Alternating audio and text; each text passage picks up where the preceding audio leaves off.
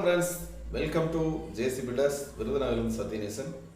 நாம் தினந்தோறும் 2026 வீடு கட்டுவவங்களுக்கு ஒரு டிப்ஸ் கொடுத்துக்கிட்டு இருக்கிறோம். இந்த வீடியோவில் நம்ம பார்க்குறது ரூஃப் மட்டம் கட்டுவது.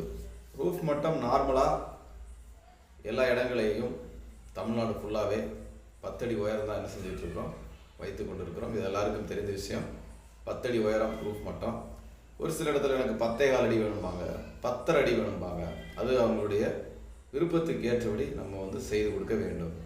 நார்மலாக எல்லா இடங்களிலையும் 10 அடி உயரம் கண்டிப்பாக போடுகிறோம். அதில் எந்த மாற்று கருத்தும் கிடையாது. ஒரு சிலர் எனக்கு ஒரு 1/2 அடி எக்ஸ்ட்ரா வேணும் அப்படின்னு சொல்லும்போது அவங்களுக்கு தகுந்த மாதிரி நம்ம பண்ணி கொடுக்குறோம். 10 அடிக்கு குறையக்கூடாது. கூடு நாள் ஒருவேளை நம்முடைய ஓனர்கள் கிளைண்டு கேட்குறாங்க, எனக்கு 10.25 அடி வேணும், 10 அடி வேணும்னு சொன்னால் நம்ம அவங்களுடைய விருப்பத்திற்கு ஏற்றபடி நம்ம செய்து கொடுக்கலாம்.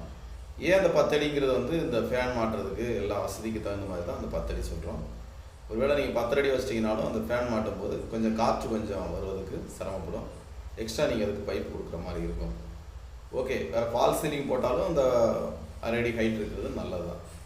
ஓகே, இது உங்களுடைய விருப்பம், உங்களுடைய சாய்ஸு. நாங்கள் நார்மலாக வைக்கிறது எல்லா இடத்துலையும் 10 அடி. ஒரு சில இடத்துல நீங்கள் 10 அடி கேட்டால் நாங்கள் கட்டி தான் கொடுக்கணும். அது எங்களுடைய வேலை, ஒர்க்கு. ஓகே, இது எப்படி போடணுங்கிறத நீங்கள் முடிவு பண்ணிக்கோங்க. 10 அடிக்கு குறைய வேணாம், கூடுறதை மட்டும் யோசித்து செய்யுங்க. ஓகே, வேறு எதுவும் டவுட் இருந்துச்சுன்னா கமெண்டில் தெரியப்படுத்துங்க. மீண்டும் அடுத்த வீடியோவில் சந்திப்போம். நெக்ஸ்ட் என்ன வீடியோங்கிறது நாளைக்கு சொல்கிறேன். பாய்.